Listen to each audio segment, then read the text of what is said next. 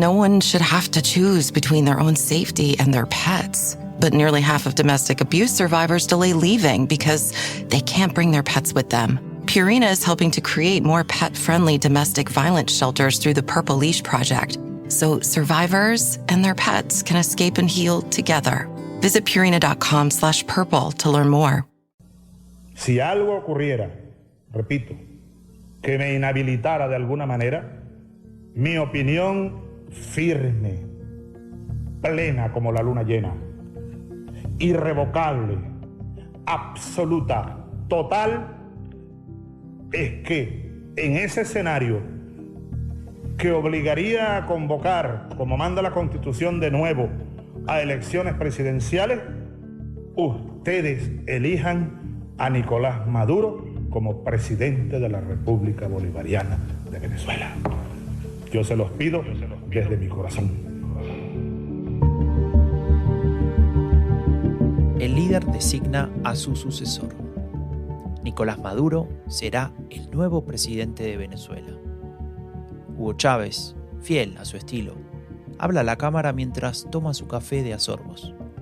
A su izquierda, Maduro no emite sonido y mira de a ratos a su líder casi con sumisión. Elena recuerda la escena. La vio en vivo, en su casa de Caracas, la misma en la que nació y creció, la que ahora estaba por abandonar. Agobiada, decepcionada, desesperada. En algunas horas, Elena se convertirá en una más de los millones de refugiados que dejaron Venezuela, su patria. Se lleva muy pocas cosas en su mochila. A sus 45 años sabe que el viaje será largo. ¿Le espera un futuro mejor?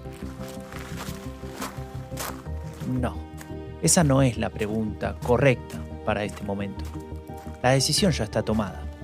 Pero hay otra pregunta que le pesa mucho en esa mochila. ¿Cuál es el país que quiso construir el sucesor de Chávez? Algo que solo se puede responder ingresando en la mente de Nicolás Maduro.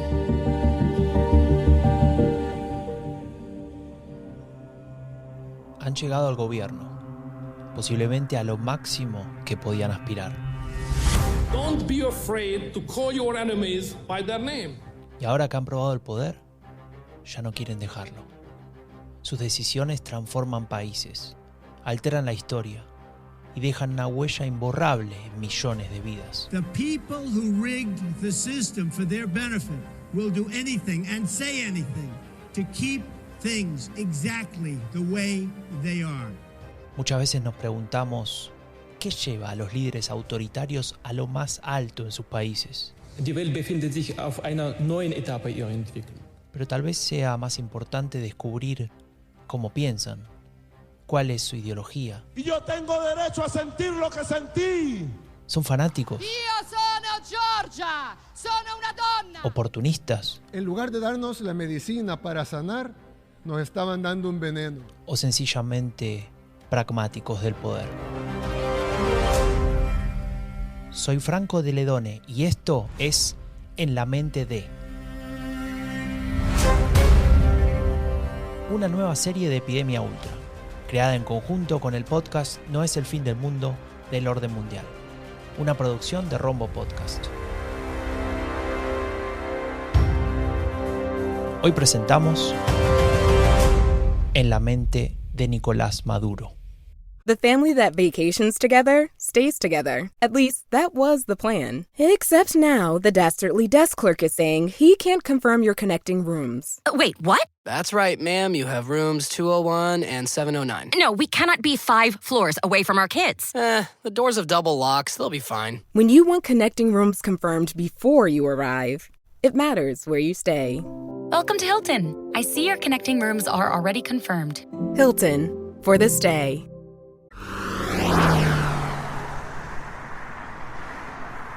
Elena ha llegado a la primera estación de un largo viaje, Cúcuta, Colombia. Está sentada a unos pocos metros de una gasolinera y le resulta extraño ver que no lleva el logo de la empresa estatal, Petróleos de Venezuela Sociedad Anónima, PDVSA. pero lo toma como apenas el primero de muchos cambios que va a sufrir su vida a partir de ahora. Se ha convertido en una refugiada, una de 8 millones. Y si bien es joven, tampoco tanto. Todavía recuerda las protestas del 89 cuando era niña, el famoso Caracazo. Miles de personas salían a la calle, la policía reprimía y se hablaba de mucha gente detenida, de desaparecidos. Y Elena tenía miedo, pero no por los números, sino por lo que le decía su madre. No saldrás a la calle ni a jugar.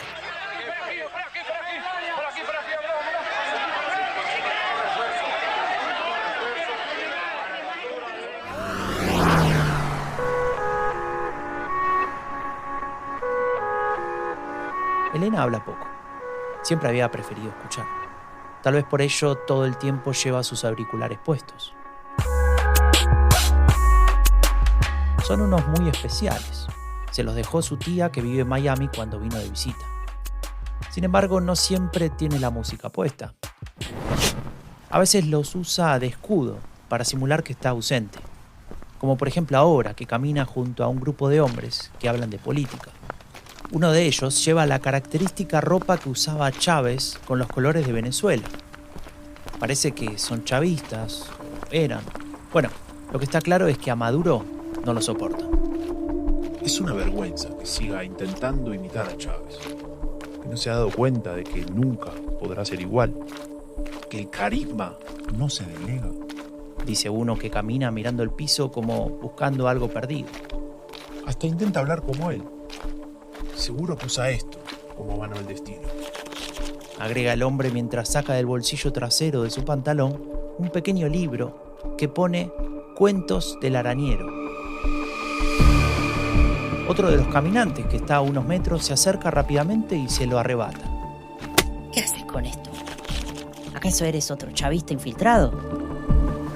Mientras que la discusión sube de tono, Elena se aleja, en silencio, como casi siempre. No comprende por qué comenzó esa pelea, pero no quiere tener nada que ver con ello. Tal vez lo entendería si supiera que en ese libro se recopilan los discursos y anécdotas de Hugo Chávez, esencialmente extraídos de su programa televisivo Aló Presidente. Algo que sí conoce Elena, como cualquier otro venezolano. El Chávez omnipresente, el de los ojos pintados en todos los edificios públicos, el de las franelas y los nuevos libros escolares. Ha llegado por allí Cilia Flores, Nicolás Maduro, bienvenidos, y ellos representan aquí a aquellos hombres y mujeres elegidos por el voto popular. Elena también piensa que Maduro ha querido imitar a Chávez desde el primer minuto. Es un emulador, un burócrata, se dice a sí misma. Y la razón es muy sencilla. Maduro no es carismático, no conecta con la gente.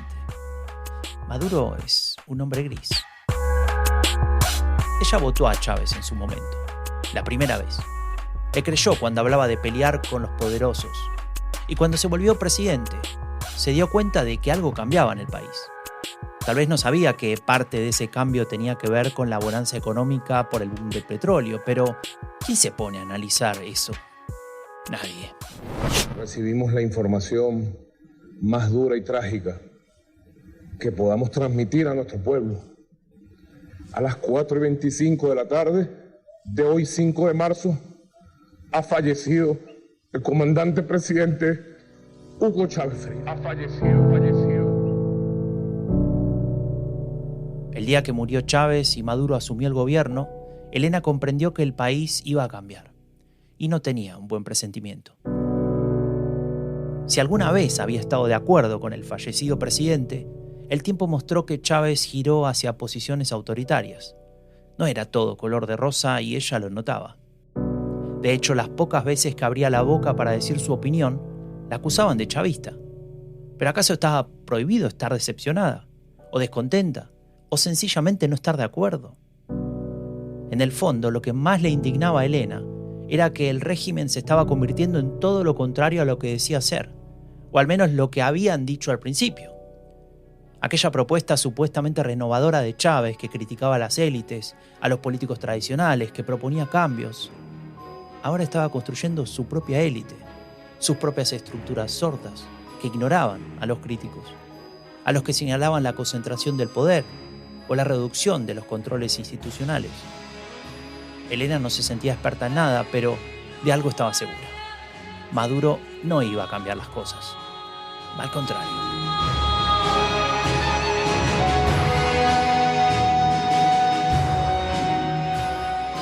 Maduro era parte de esa estructura desde hacía muchos años.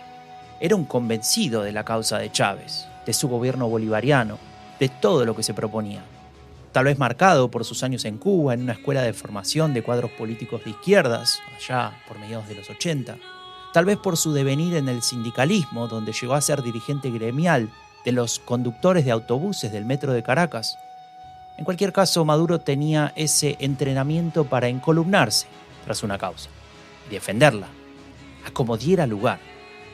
En resumen, podría decirse que Maduro era un soldado del partido, un militante de manual, un típico burócrata obsesionado por la defensa de los lineamientos de su fuerza. Tal vez eso lo haya vuelto un hombre gris, piensa Elena.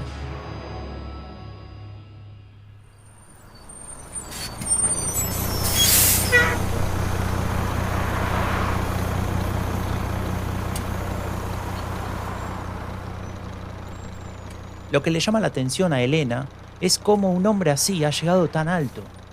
Por ejemplo, ¿cómo llegó a entablar la relación con Chávez?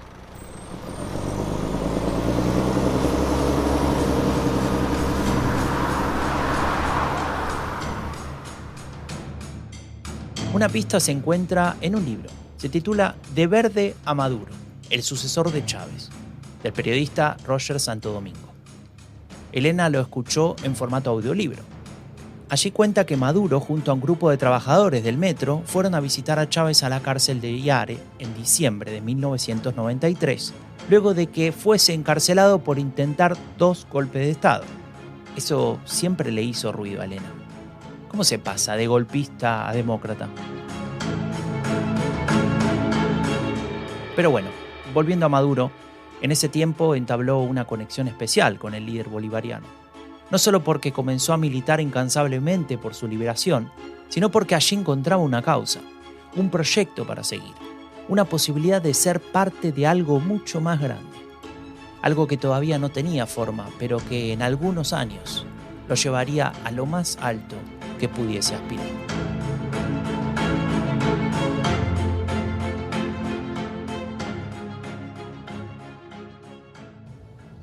Yo soy cristiano practicante, cristiano de oración y de acción, cristiano de Cristo, directo, de Cristo.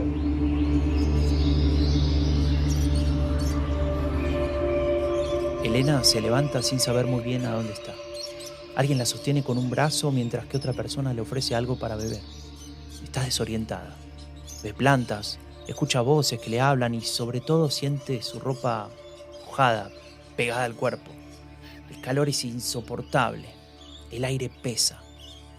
En algún momento se da cuenta de que se había desmayado.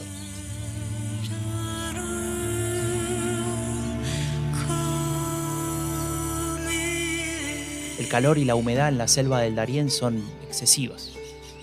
La travesía es una verdadera odisea. Y no solo por el clima, sino por los grupos criminales que atacan a los cientos de refugiados que toman esa ruta. Elena se incorpora y ya vuelve en sí. Este camino la está llevando a sus límites. Y pese a que ella nunca fue muy devota, necesita tener fe. Creer en algo, en que Dios la va a ayudar. Por un momento se arrepiente. ¿Por qué decidí hacer esta locura? ¿Por qué no me quedé soportando un poco más? ¿Cuánto más puede demorarse un cambio? Sabe muy bien que ya es tarde para volver. Y sobre todo, ¿a dónde volver?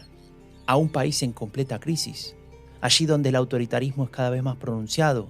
Donde no se puede pensar diferente ni reclamar por el mal estado de las cosas. Elena agradece a quienes la ayudaron y sigue su camino. No tiene tiempo para esas preguntas, para gastar energía en ello. El objetivo está adelante, en el futuro. Aunque es cierto que cada vez que reflexiona sobre todo eso, termina por caer en la pregunta de siempre, esa que sigue abierta. ¿Qué país ha querido construir Maduro? Se rebeló contra la dominación del Imperio Romano entonces. Jesucristo fue el primer antiimperialista que se conozca de la historia moderna de los últimos 3 milenios por lo menos. El más importante antiimperialista de la historia moderna, nuestro Señor Jesucristo, Jesús.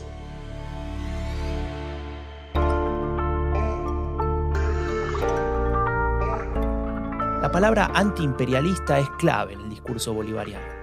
Se usa para bloquearlo todo. La oposición es imperialista, los críticos son imperialistas, los que no apoyan a Maduro, naturalmente, son imperialistas, o en su defecto funcionales al imperio. Elena se solía indignar con el uso de ese concepto.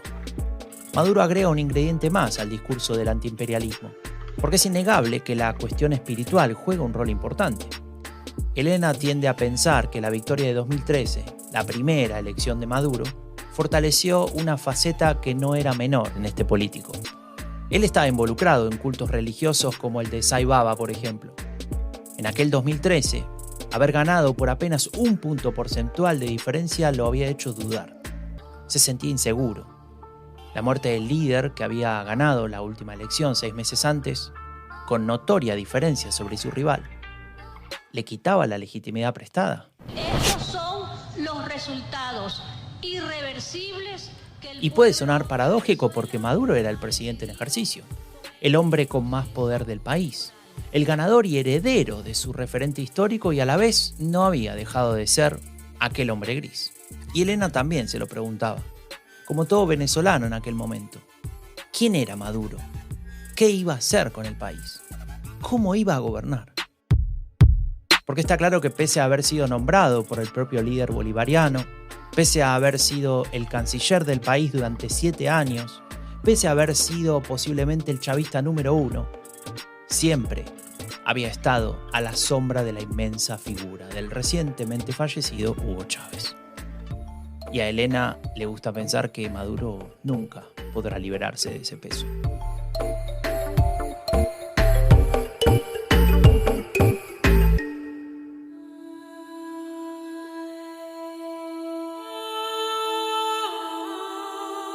Llegó el momento de contar nuestras cosas. Yo entré a una capilla chiquitica como a las 8 de la mañana, 8:30, solo.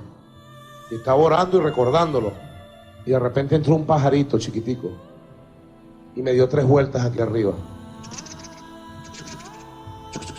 Se paró en una viga de madera aquí y empezó a silbar.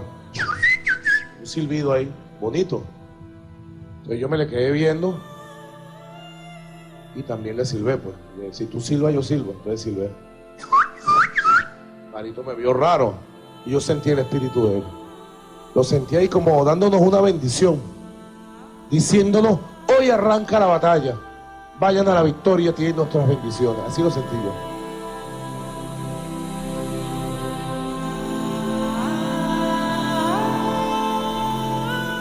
La inseguridad profunda de Maduro, sumada a ese aspecto espiritual propio, lo llevó a construirse como una suerte de intermediario entre el pueblo y su líder fallecido.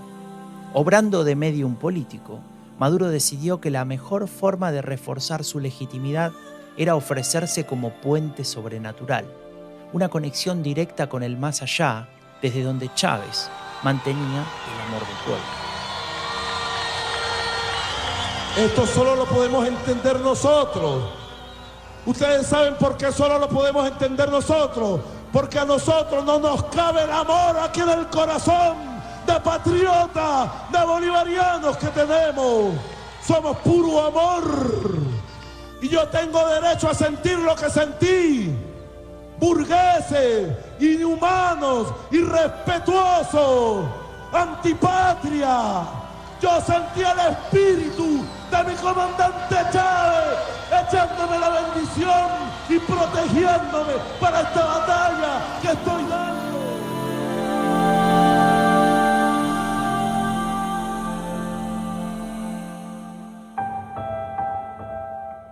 Cada vez que Elena escuchaba esos mensajes se indignaba tanto. Le parecía un abuso apropiarse de ese lugar, pero sobre todo le parecía tan burda esa manipulación de Maduro. Pero claro, le servía. Así como le sirvió tiempo después olvidarse de Saibaba, de Cristo antiimperialista y hasta de los pajaritos para pactar con los evangélicos. Y es que lo espiritual no es solo una cuestión de discurso, de legitimidad o incluso de protección. Lo espiritual, en un burócrata de partido, es también un arma de construcción política. Ahora los pajaritos ya no le recuerdan ni a Chávez ni a Maduro. Elena lleva más de 6 horas de caminata por el Darién. Llegó a un punto en el que siente que se mueve por pura inercia. No puede pensar, no quiere pensar, solo llegar a destino. Algo le dice que lo va a lograr. La música en sus auriculares le ayuda a distraerse y no sentir sus músculos doloridos y agotados. Y pasa lo inevitable. Se acaban las baterías y ahora sí, vuelve a estar consigo misma. Ella, la jungla y su fe.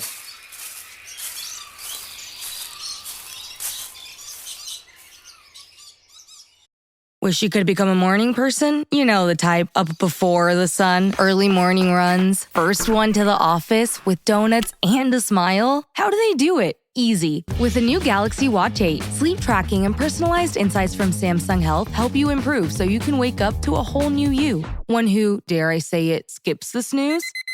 It's possible. Train your sleep with Galaxy Watch 8. Learn more at Samsung.com. Requires compatible Samsung Galaxy phone, Samsung Health app, and Samsung account.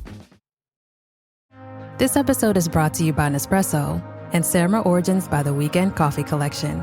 Introducing Samra Origins. My collaboration with Nespresso is a connection to my roots, to my mother, Samra. Coffee that hits the right notes. It transports you. Crafted with unique notes and bold, soaring flavors. Experience a taste that moves you. Nespresso and Samra Origins. Discover more at Nespresso.com.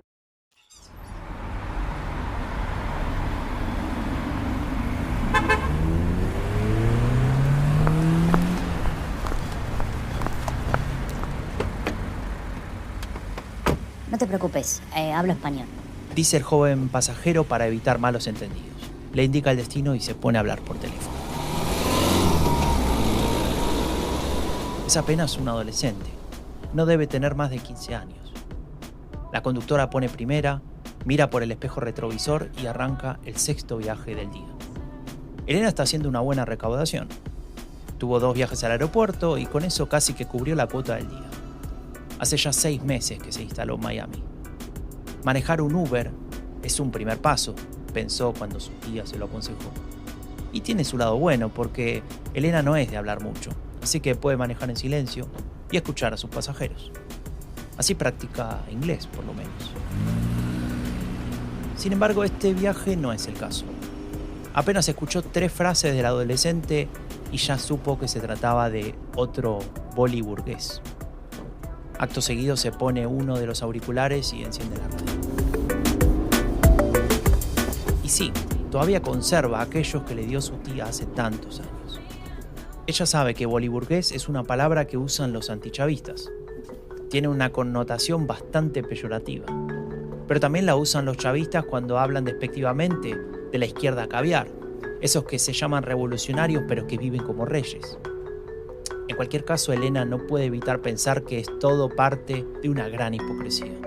Gente como los padres de ese chico sentado en el asiento trasero de su coche seguramente se enriquecieron gracias a los contactos y negocios que hicieron por pertenecer a los altos círculos del partido. Sí, a esa élite, demasiado parecida a la que criticaba el propio Chávez en los 90 cuando dejó de ser comandante golpista para convertirse en candidato presidencial democrático. En el fondo, Elena sabe que hace mal metiendo a todos en la misma bolsa. Pensar que son todos corruptos, eso es generalizar injustamente. Sus pensamientos se ven interrumpidos bruscamente cuando en la radio latina las noticias mencionan el nombre del presidente venezolano. Nicolás Maduro se comprometió a respetar los resultados de las elecciones presidenciales del 28 de julio en Venezuela. El mandatario, quien aspira a la reelección para un tercer periodo presidencial, suscribió un documento en la sede del Consejo Nacional Electoral junto a otros candidatos minoritarios. Ya basta de sabotajes contra nuestro país, ya basta de conspiraciones. Venezuela quiere tranquilidad. Elena se ríe y piensa, ¿cómo que hay que firmar un documento para respetar resultados?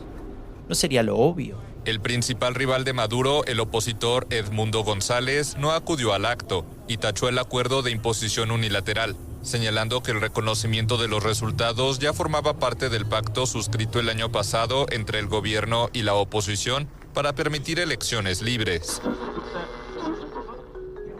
Edmundo González no tendría que estar ahí, piensa Elena. En realidad ese lugar le correspondía a María Corina Machado. Y es que el gobierno la ha inhabilitado para ser candidata sin explicar mayores razones. A ella y a cientos de dirigentes políticos imposibilitados de participar en elecciones locales y regionales.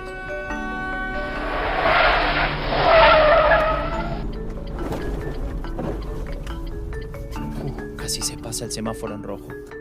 Elena se da cuenta de que tiene que dejar la radio o causar un accidente. Respira hondo, pone primera y trata de volver a recuperar el control. El accionar del gobierno de Maduro no es novedoso. Y Elena no tiene más que recordar los últimos 10 años. Un periodo marcado por la deriva autoritaria, donde se erosionó la libertad de prensa, aparecieron los arrestos arbitrarios y se evidenció una creciente persecución de opositores. Pero todo esto tiene un punto de partida, posiblemente aquella elección inicial, porque el periodo de Maduro empezó muy agitado. Y mira, en contraste frente a esta ola de represión que se vive en Venezuela, Estados Unidos ya planea medidas contra el gobierno de Nicolás Maduro. Legisladores estadounidenses presentaron una... El conflicto generado en las elecciones de 2013, esas de la mínima diferencia de un punto, no se había quedado en una discusión meramente verbal entre gobierno y oposición. Al contrario, las protestas fueron multitudinarias en varios lugares del país. Maduro respondió con una fuerte represión ese año y el siguiente. Elena recuerda que Maduro describió a las protestas como una conspiración de la extrema derecha fascista.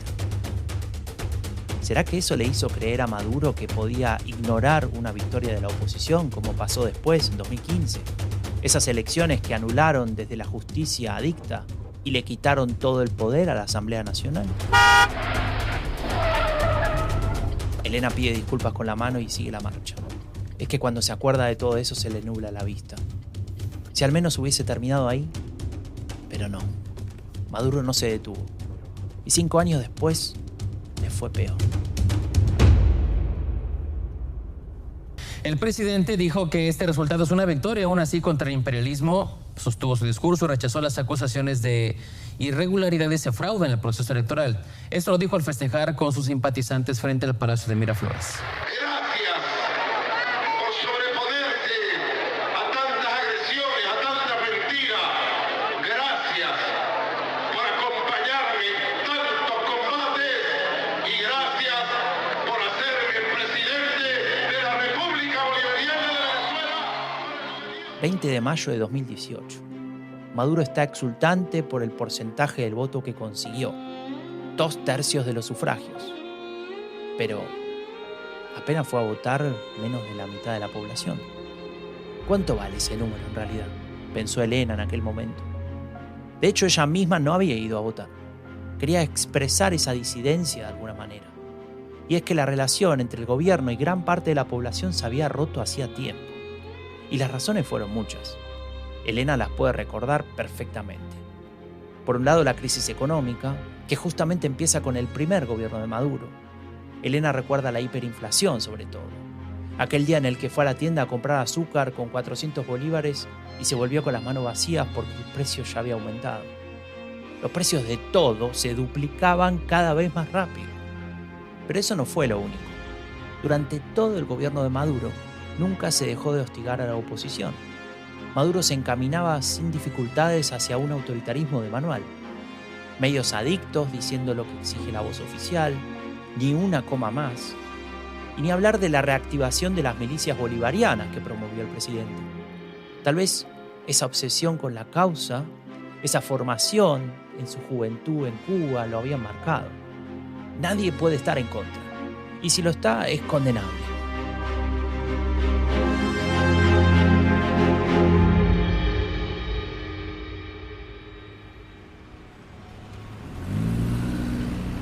Elena mira por el espejo retrovisor y ve a su pasajero ensimismado en su teléfono móvil. Vestido con una camisa que debe valer más de $300, una gorra de marca, gafas de las más caras. Casi choca de nuevo. Es que no puede evitar relacionarlo con el nepotismo, la corrupción y los nombramientos en puestos clave de familiares y amigos del gobierno bolivariano.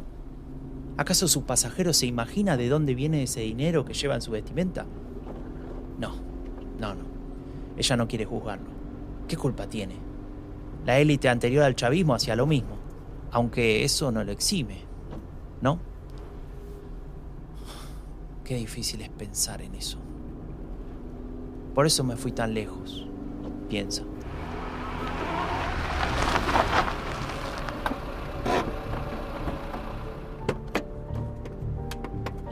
El joven no se despidió al bajarse. Pero da igual, porque Elena ni siquiera se percató. Acaba de darse cuenta de algo.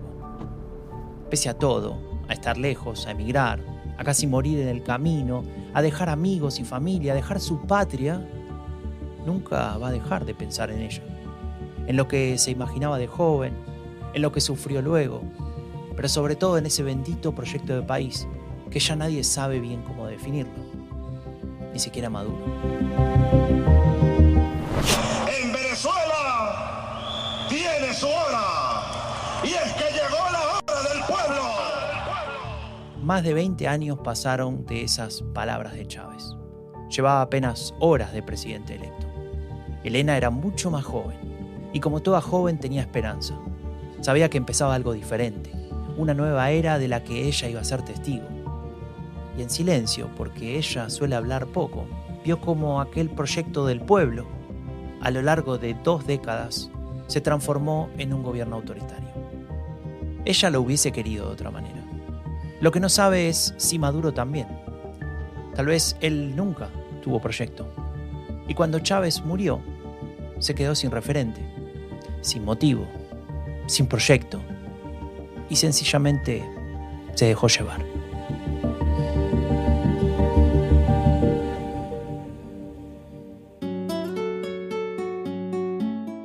Epidemia Ultra es un proyecto que necesita de tu apoyo. Queremos seguir produciendo podcasts, organizando seminarios y construyendo herramientas para combatir a la derecha radical. Ingresa en epidemiaultra.org/apoyar y colabora para que este proyecto siga creciendo.